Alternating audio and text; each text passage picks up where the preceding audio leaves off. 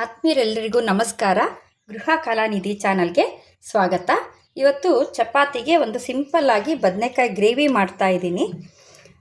ಬದನೆಕಾಯಿ ಒಂದು 1/4 kg ಹೆಚ್ಚಿ ಉಪ್ಪು ಹಾಕಿರೋ ನೀರಲ್ಲಿ ಹೆಚ್ಚಿಟ್ಕೊಂಡಿದ್ದೀನಿ.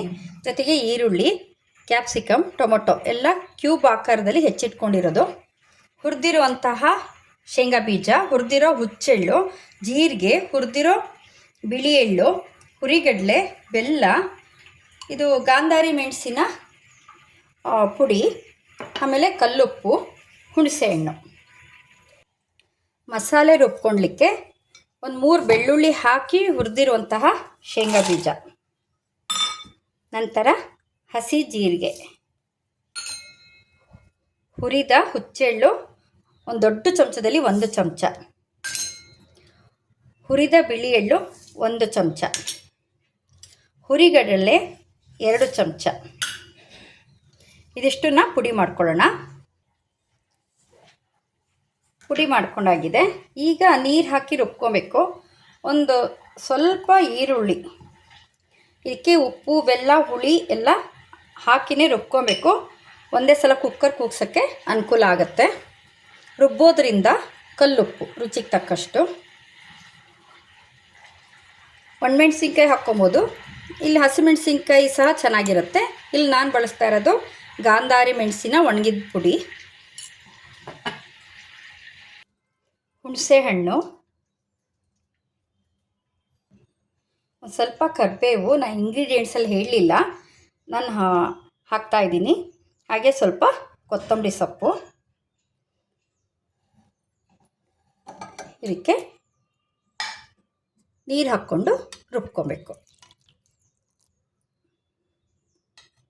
ಇದಕ್ಕೆ ಕಾಯಿ ಹಾಕೋ ಅವಶ್ಯಕತೆ ಇಲ್ಲ.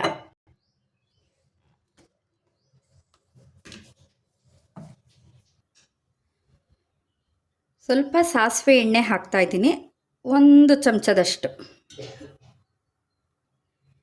ಶೇಂಗಾ ಎಣ್ಣೆ 1.5 ಚಮಚದಷ್ಟು. ಸ್ವಲ್ಪ ಜೀರಿಗೆ.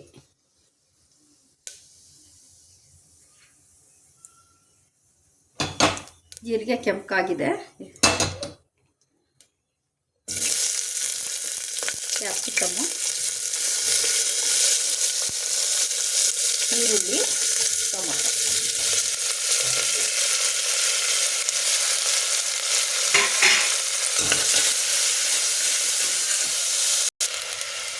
ಅರಿಶಿನ,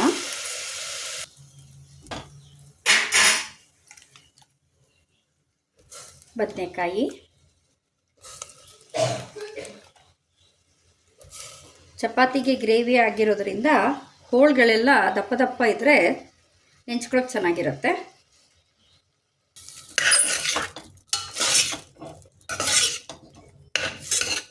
ಒಂದು 3 ನಿಮಿಷ ಹುರ್ಕೊಬೇಕು. ಎಣ್ಣೆ ಎಲ್ಲ ತರಕಾರಿಗಳ ಮೇಲೆ ಒಂದು ಲೇಯರ್ ಫಾರಮ್ ಆಗಬೇಕು.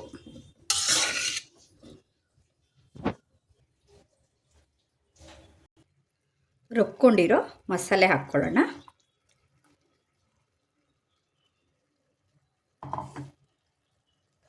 ಚಪಾತಿಗೆ, ಉಕ್ಕರಿಸಿದ ರೊಟ್ಟಿಗೆ ಇದು ಹೇಳಿ ಮಾಡಿಸಿರುವಂತಹ ಗ್ರೇವಿ. ಇದಕ್ಕೆ ಸ್ವಲ್ಪ ನೀರು ಜಾಸ್ತಿನೇ ಬೇಕಾಗುತ್ತೆ, ಯಾಕೆಂದರೆ ರುಬ್ಬಿರೋ ಪದಾರ್ಥಗಳು ಬೆಂದ ಮೇಲೆ ಮಂದ ಬರುತ್ತೆ. ಹಾಗಾಗಿ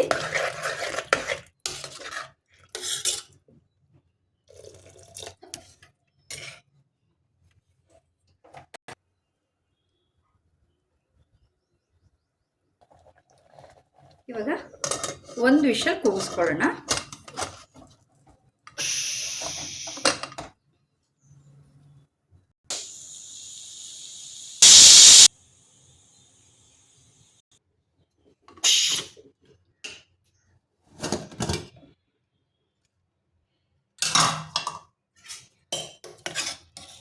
ನೋಡಿದ್ರಲ್ಲ ಆತ್ಮೀಯರೇ, ಬದನೆಕಾಯಿ ಎಣ್ಗಾಯಿ ಸಿಂಪಲ್ ಗ್ರೇವಿ 1 ಪಾಟ್ ರೆಸಿಪಿ. ನಿಮಗೆ ನಾನು ಮಾಡೋ ವಿಡಿಯೋಗಳು ಇಷ್ಟ ಆಯಿತು ಅಂದರೆ ಒಂದು ಲೈಕ್ ಕೊಡಿ, ಶೇರ್ ಮಾಡಿ, ಸಬ್ಸ್ಕ್ರೈಬ್ ಮಾಡಿ. ಧನ್ಯವಾದಗಳು. ನೋಡಿ ಎಷ್ಟು ಬೇಗ ಸಿಂಪಲಾಗಿ ಆಯಿತು.